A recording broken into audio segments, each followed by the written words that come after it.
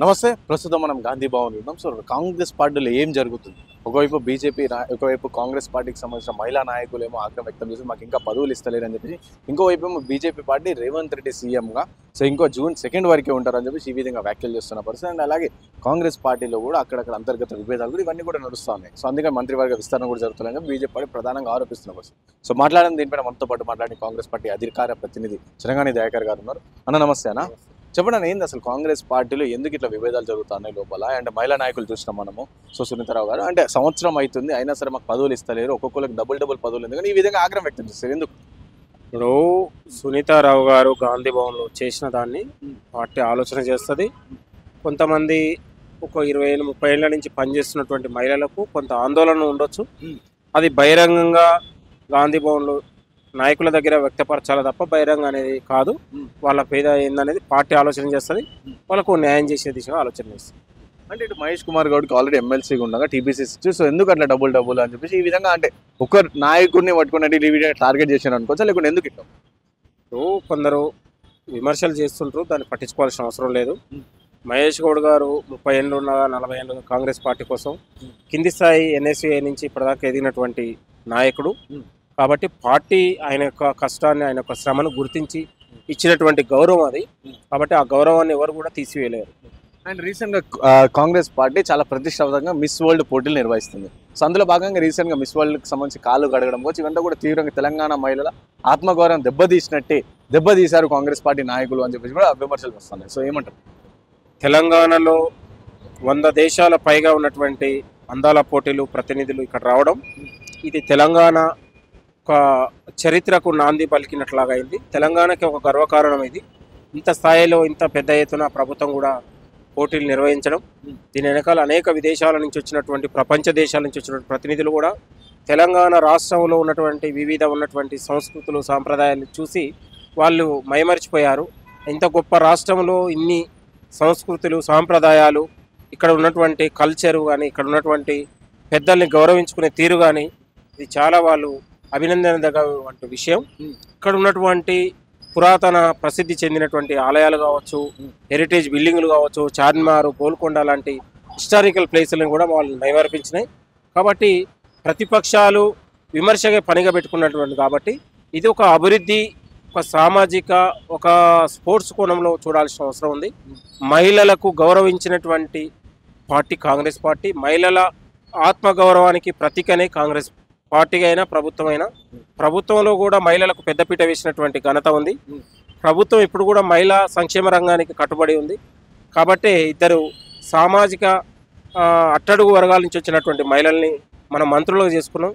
అసలు మహిళనే మంత్రిగా చేయనటువంటి కేసీఆర్, మహిళా వ్యతిరేకగా ఉన్నటువంటి కేసీఆర్ వాళ్ళు కూడా ఇవాళ మహిళల గురించి మాట్లాడుతుంటే చాలా సిగ్గేస్తుంది. కాబట్టి మహిళల అభివృద్ధికి, సంక్షేమానికి, రాజకీయ ఆర్థిక చైతన్యానికి కాంగ్రెస్ ప్రభుత్వం ఇప్పుడు కూడా కట్టుబడి. రీసెంట్గా ముఖ్యమంత్రి రేవంత్ రెడ్డి గారు మాట్లాడుతూ సో అసలు తెలంగాణ ఆర్థిక పరిస్థితి చాలా ఘోరంగా ఉంది, నన్ను కోసుకుందినా కూడా పైసలు లేవని ఈ విధంగా చేసిన వ్యాఖ్యలు సడన్ గా 200 కోట్లు ఇటు మిస్ వరల్డ్ కాంపిటీషన్ ఎక్కడి నుంచి వచ్చినా ఎట్లా పెడుతున్నారు అని చెప్పి కూడా ప్రతిపక్ష పార్టీలు అడుగుతా ఉన్న పరిస్థితి. సో మీరేం సమాధానం? ఇప్పుడు తెలంగాణలో ఆర్థిక పరిస్థితిని ప్రజలకు తెలియజేయాలనే ఉద్దేశంతోనే వివరించాడు. గతంలో 10 ఏళ్ళుగా తెలంగాణలో ఆర్థిక వ్యవస్థ చిన్నాభిన్నం అయిపోయి ఒక వర్గం పూర్తిగా దోచుకొని పాలకులు ఒక ప్రజలకు సేవ చేయాల్సిన పాలకులే ఆనాడు ఇలా ప్రజాధనాన్ని దోచుకున్నటువంటి పరిస్థితుల్లో మనం పూర్తిగా ఆర్థిక వ్యవస్థను ప్రజలకు వివరించే ప్రయత్నం జరిగింది తప్ప ప్రజలకు 17 నెలలుగా సంక్షేమ పథకాలు ఆగలేదు, ఉద్యోగులకు జీతాలు ఆగలేదు, నిరుద్యోగులకు ఉద్యోగాల భర్తీ ఆగలేదు, మహిళలకు రుణాలు ఆగలేదు, రైతు రుణమాఫీ ఆగలేదు. ఎక్కడా కూడా సంక్షేమ పథకాలు ఇబ్బంది కాలేదు. ఉన్నటువంటి ఆర్థిక పరిస్థితిని వివరించే ప్రయత్నం జరిగింది. తెలంగాణలో తెలంగాణలో అత్యధికంగా సంక్షేమ పథకాలు అమలు చేస్తున్న రాష్ట్రం. మా దేశంలో ఎక్కడ లేని విధంగా రైతు సంక్షేమానికి పెద్దపీట వేసినటువంటి చరిత్ర కాంగ్రెస్ ప్రభుత్వంది. ఇవాళ మహిళలు కావచ్చు, సన్నబియ్యం కావచ్చు, ఉద్యోగాల భర్తీ కావచ్చు, ఇవాళ నిత్యం కూడా ఇవి దేశానికే ఒక ఆదర్శవంతమైనటువంటి సంక్షేమ పథకాలుగా మనం భావించాలి. అండ్ ఇంకోటి రీసెంట్గా కూడా సచివాలయంలో ఒక మంత్రి గారు మాట్లాడుతూ సో సచివాలయంలో కూడా ఏదైనా ఫైల్ మూవ్ అవ్వాలంటే పైసలు కట్టాల్సిందే, కంపల్సరీ పైసలు, అండ్ ఈ విధంగా దోచుకుంటున్నారు అని చెప్పి అంటే ఎందుకు కాంగ్రెస్ పార్టీలో ఇంత ఇవన్నీ బయటపడుతున్నాయి? మనము దీన్ని పట్టించుకోవాల్సిన అవసరం లేదు. మంత్రి గారు ఆమె గత పాలకులో ఉన్నటువంటి గత పాలనలో చేసినటువంటి మంత్రుల తీరును మాత్రమే ఆమె ప్రశ్నించారు తప్ప, మాట్లాడారు తప్ప, ఎక్కడ కూడా ప్రభుత్వం కానీ ఇంకెక్కడ కానీ ఆమె తప్పుగా మాట్లాడలేదు. కొందరు దీన్ని వక్రీకరించి స్వల్ప ఆనందాన్ని పొందుతున్నారు. సో ఇంకోటి ఫైనల్గా చెప్పండి, ఇటు బీజేపీ పార్టీకి సంబంధించిన ఎల్ఈడి మహేశ్వర్ రెడ్డి కావచ్చు, లేకుంటే ఎన్వీఎస్ ప్రభాకర్, సో వీళ్ళందరూ కూడా మాట్లాడుతూ సో రేవంత్ రెడ్డి గారు ఇంకా June 2 వరకు ఉండబోరు, సో తన సీఎం పదవి నుంచి తీసేస్తారు, అందుకనే మంత్రివర్గ విస్తరణ కూడా జరగట్లేదు, ఈ విధంగా కమెంట్స్ చేస్తున్నారు. ఏంది ఏలేటి మహేష్ రెడ్డి అనేటోడు తెలివి లేదు, తెలివి తక్కువ రాజకీయ నాయకుడు, పరిపక్వత లేదు, పరిజ్ఞానం లేదు.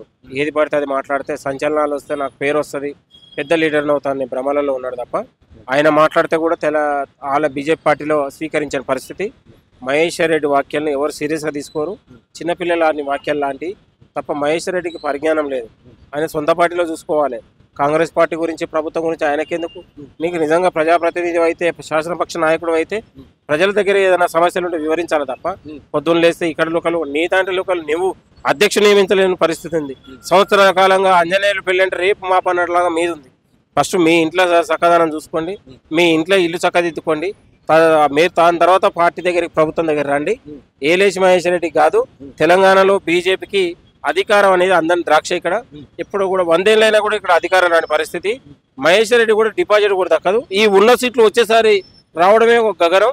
కాబట్టి కాంగ్రెస్ పార్టీ పార్టీగా బలంగా ఉంది, ప్రభుత్వంగా ప్రజల కోసం, నిత్యం ప్రజల కోసం జవాబుదారీగా పనిచేస్తుంది. కాబట్టి ప్రభుత్వానికి ఎక్కడ డోకా లేదు, ముఖ్యమంత్రి మార్పు ఉండదు. కాంగ్రెస్ పార్టీ ఎప్పుడు కూడా ప్రజల కోసం, సంక్షేమ రంగం కోసం ఆలోచన చేస్తూ ఉంది. మంత్రులు, ముఖ్యమంత్రి గారు కలిసి ఉండి సంక్షేమం గురించి, ప్రజల గురించి, అభివృద్ధి గురించి ఆలోచిస్తున్నారు రోజు. Thank you. సో విన్నారు కదా, ఇది చిన్నగానే దయాకర్ గారు చెప్తాను. సో ఇటు కాంగ్రెస్ పార్టీలో సునీతారావు గారు చేసిన వ్యాఖ్యల విధంగా అవన్నీ తీవ్ర దుమారం లేపుతాను. సో ఈ నేపథ్యంలో వారి పట్ల కాంగ్రెస్ పార్టీ ఆలోచిస్తుందని చెప్పి చెప్తా ఉన్నారు. అలాగే ఏలేటి మహేశ్వర్ రెడ్డి చేసిన వ్యాఖ్యలు ఫస్ట్ కాంగ్రెస్ పార్టీ గురించి కాదు, మీకు బీజేపీ పార్టీని చూసుకొని ఫస్ట్ మీ పార్టీలో జరుగుతున్న దాని గురించి ఆలోచించండి అని చెప్తా ఉన్నారు. ఇంకోటి ఇవన్నీ వ్యాఖ్యలు కాంగ్రెస్ పార్టీ అంతర్గతంగా ఇవన్నీ చేసిన వ్యాఖ్యలు అవన్నీ కూడా తప్పిపడతా ఉన్నారు, తిప్పికొట్టే ప్రయత్నం కూడా ఇస్తా ఉన్నారు. 100% సాయితో రాణా ప్రతాప్ రిపోర్ట్.